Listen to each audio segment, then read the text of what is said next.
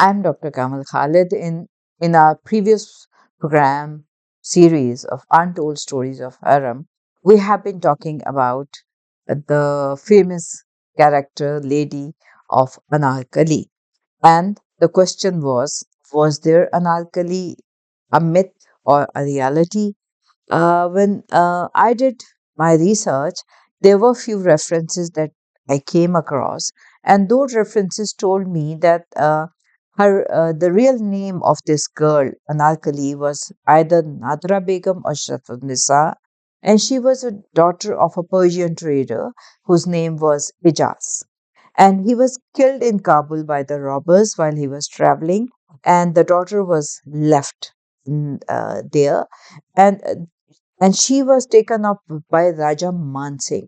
Now, Raja Mansingh was one of the non-Ratan of Akbar, and he was the ruler of Kabul in those times. I'm talking about 1580s. And he rescued the girl and he presented her to Akbar.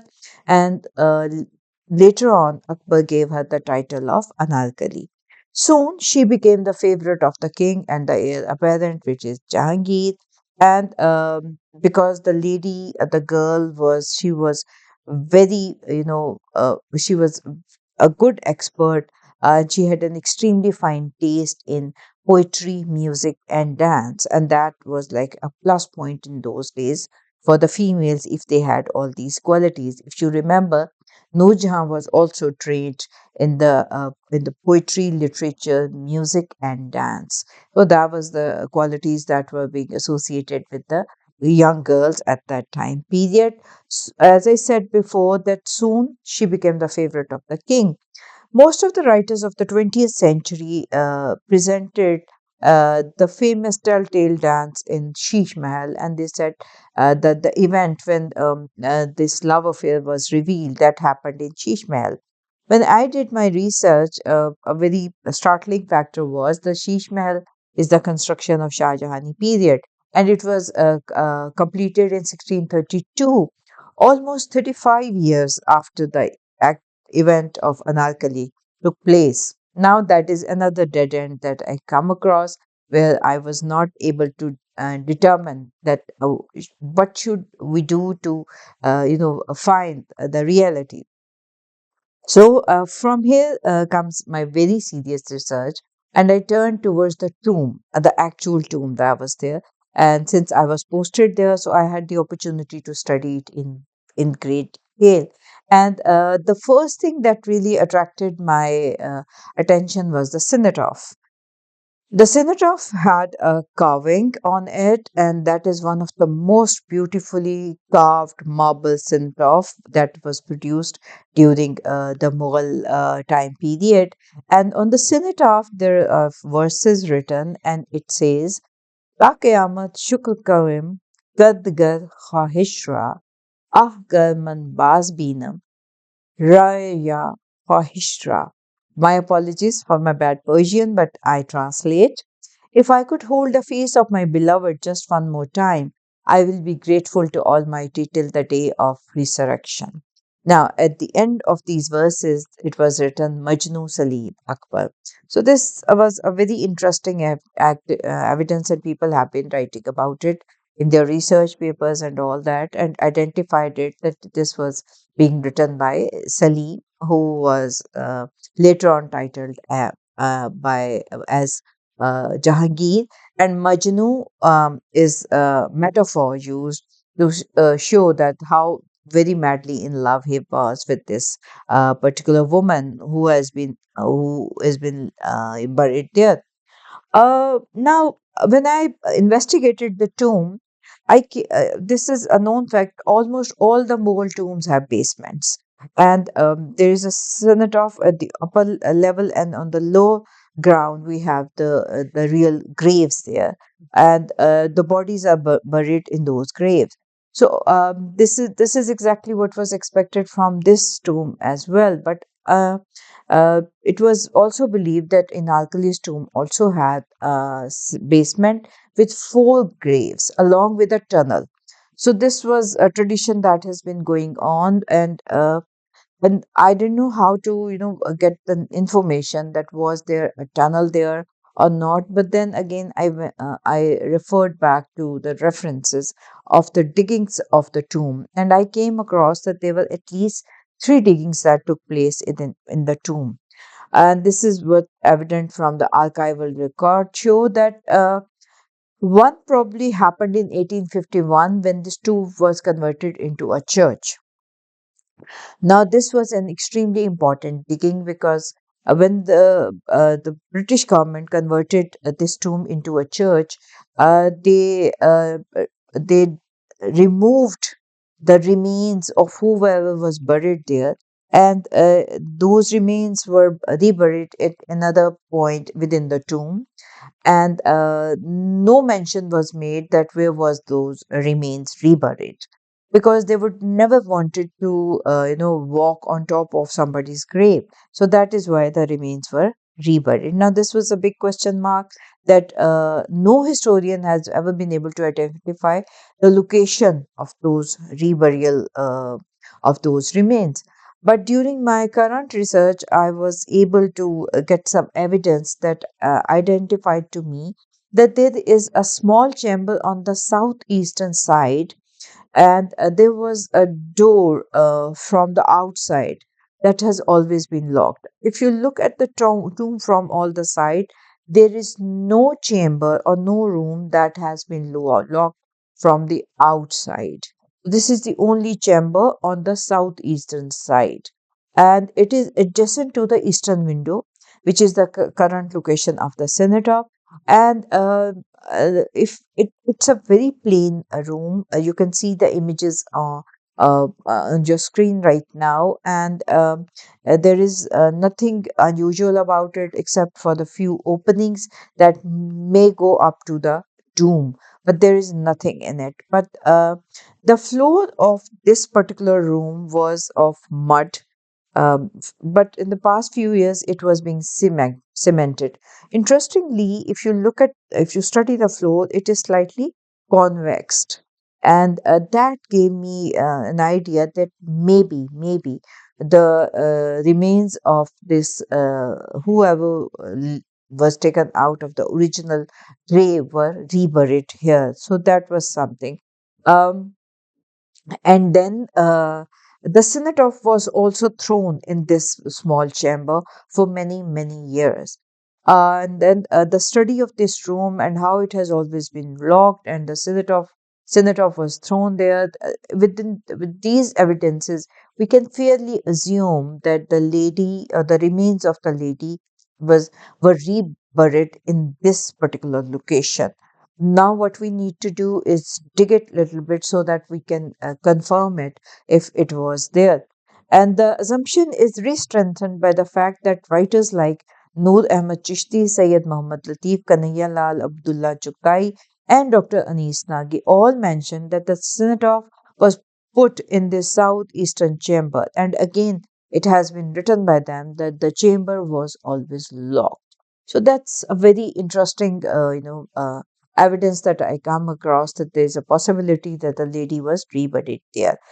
The remains of the lady was these evidences indicate the British not only the dumped the cenotaph, but the burial was also then, and this was not open for the public at all. The 1922 plan of the tomb shows that the cenotaph was later removed from this chamber, the southeastern chamber, and placed in front of the eastern window, and it was used as a communal table for the mass. Uh, well, a cloth would cover it, and it was used as a communal table, as you can see in the images that has been shown on the screen. The other digging took place sometimes in 1939 or 1940, when the British were scared during the First World War, and they wanted to have some trenches laid there, but they tried to find the basement so that they could convert it into air shelter during the Second World War. But the and interestingly, the contract of digging was given to Munshi Tahiruddin, who later joined Allama Muhammad Iqbal as his assistant. Digging was carried on for almost 14 feet, but all they encountered was rubble.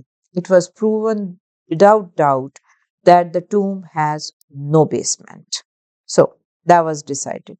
Now, the key discovery was made in the third excavation, and which was done right under the dome, exactly under the dome. And within that excavation, we come across a grave that was like 6 feet under the floor. And there was this grave, and the grave was made of limestone. That was something very unusual, because in the Muslim tradition, uh, the grave is always of clay. But this grave, which was being discovered at the 6 feet under the floor and right under the dome, that was made of limestone. Now, uh, there's a possibility that the remains of the body, whoever was being buried there, uh, that within that grave there was no remains at all. It was an empty grave, and as I said before, the remains must have been removed from this grave, and it was an empty limestone grave. Interestingly, limestone is a material that when when you water it, it will produce lots of heat, a heat which is literally impossible to bear. So this was a very interesting evidence, and then when I was analyzing it and working on it, I realized to one point that what if this girl or this woman was not bricked alive, and she was not, bricked alive while she was standing, the way we have been seeing in the movies, while she was being laid vertically in a grave. Because you see, in the movies, it would look very awkward to sing a song while you are lying straight. But so they changed the narrative, and there is this girl who is standing, and the wall has been constructed all around her, and she could sing a song till her last breath. This is what we have seen in Mughal Azam and in Anarkali. But in reality, I believe this was a girl who was being, been zinda dare Zindadarigo, that she was buried alive in a grave which was made of limestone. And once the grave was covered, the grave was watered, so that not only she died of suffocating, but all her body and the flesh must have melted away due to the heat. So whoever had this girl killed saw to it that no traces could be found of that poor woman. So this was something very interesting that I came across, and uh, this gave me the confidence that there is a possibility of a girl named Anarkali who had been buried here alive, and she had been killed so brutally. Another curious fact is Finch wrote that Anarkali was buried in Akbar's Mahal. Now, that is the palace. Majority of the writers and people believe it to be inside Lahore Fort. But um, the fort is not the only place where the king used to live. There were other palaces that were used by the king, where he and his family would reside. And one evidence that we come across is the existence of a palace within the gardens of the current tomb of Anarkali. We come across that there are ruins of the palace, Mughal palaces, during the Sikh period. It has been written some of the chronicles that in those gardens these are the ruins of the palace. Now this is something um, extremely intriguing in the sense that uh, there was a palace within the gardens and the vicinity of the current tomb. This girl was buried there alive in a limestone grave, and later on, when Jahangir investigated the whole event, he traced the location of the burial of, if she was his lover, and then he had the tomb constructed right on the top of that particular grave where the girl was buried, and he did not take the remains out of it because there was nothing left in the grave except maybe for some bones. So he had the tomb constructed on top of this grave, which was in the premises of some Mughal palaces in that location. Now this is something very interesting, and that gave me an idea to explore more. And now the other dimension of this event was, what was the narrative, what happened on that particular in that particular era that killed this young girl. And for the construction of narrative, I did my further research, and that research I will share in my next program, in the untold stories of harem.